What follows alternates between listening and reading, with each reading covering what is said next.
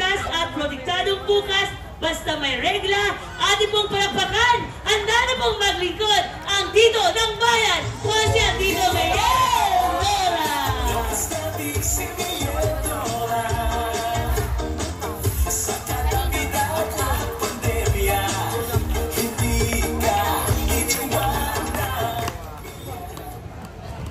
Testing lang po ng boses, Do, Re, Mi, may boses na. Mahal na Patrong San Miguel, ingatan po po ang aming bayan sa mga baha, kalamidad at pandemya. Lahat po ay magsabi ng Amen! Amen! Kailangan po natin ang proteksyon ni San Miguel dahil ang ating bundok, ang ating kalikasan, unti-unti nang nasisira. Amen! Ako po si Tito Miel Nora, Tubong Santo Tomas, anak ng mga magsasaka, may kiskisan sa Santo Tomas, anak ni Ka Julio at Ka Emeng.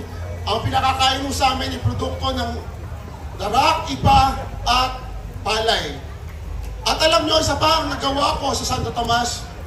Noong panahon ng pandemya, ako po isa sa mga nagbuwis buhay.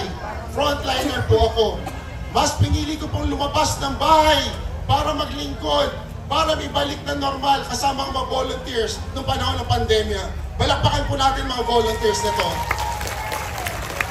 Pangalawa, naglalakbay ho ako Luzon, Visayas, Mindanao. Inubog po ako 20 taon ng mga organisasyong kilala sa buong Pilipinas. United Nations, Save the Children, Plan International, mga organisasyong nagsusulong ng karapatan ng bata, babae, kababaihan, LGBTQI. At alam nyo, isa sa mga nakilala sa akin ang Project Regla. Ano po ang simbolo ng napkins na to? Protektahan natin ang mga batang babae. Marami na po ngayong edad, G's hanggang 16, nabubuntis na. Tama? Maraming mga bata na abuso na. Tama? Kaya nga po, pag sinabing regla, ang sinasabi ng buong Pilipinas, Nora, regla! Regla! Regla! Proteksyonan po natin ng mga batang babae. Yung may regla, sumalo nito. Bata, lalaki o may regla.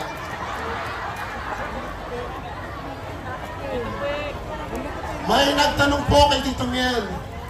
Tito Miel, malaki sana ang kita ng inay kung yung kalsada namin dito ay nagawa agad. Bakit inabot ng 3 taon? Sana malaki ang kita namin araw-araw.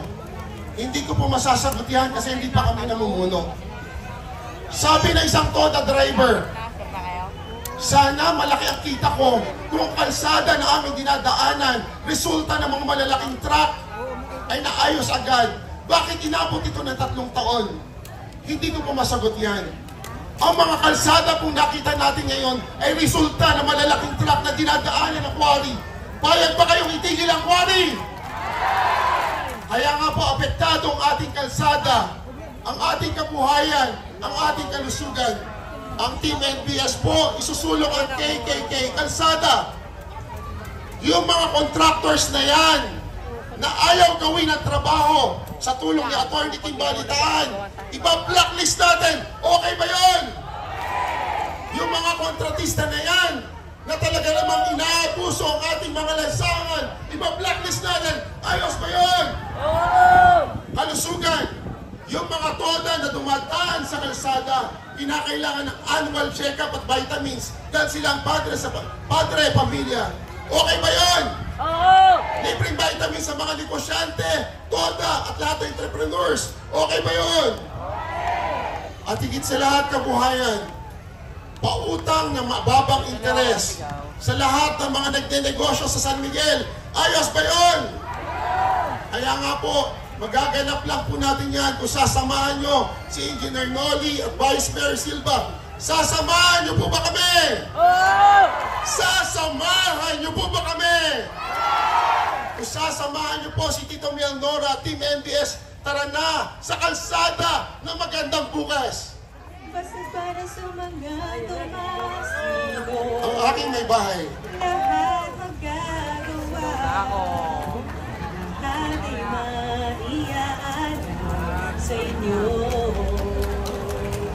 Basta basta't kasamang Team MBS. Walang kailangan pa, hanapin pa, basta't kasama kayo.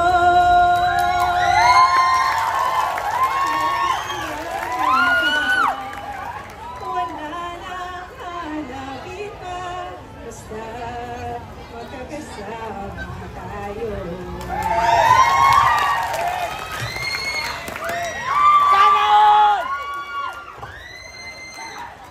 Barangay San Miguel, sama-sama po nating markahan sa Mayo 12, numero Sweet 16 sa balota. Tito Miel Nora, ang tito ng bayan, para sa kalsada, kalusugan at kabuhayan. Mabuhay po kayong lahat. Maraming salamat at magandang gabi. Tito Miel Nora, proteksyonan natin ang mga batang San Miguel. Napkins para sa inyo! Yan!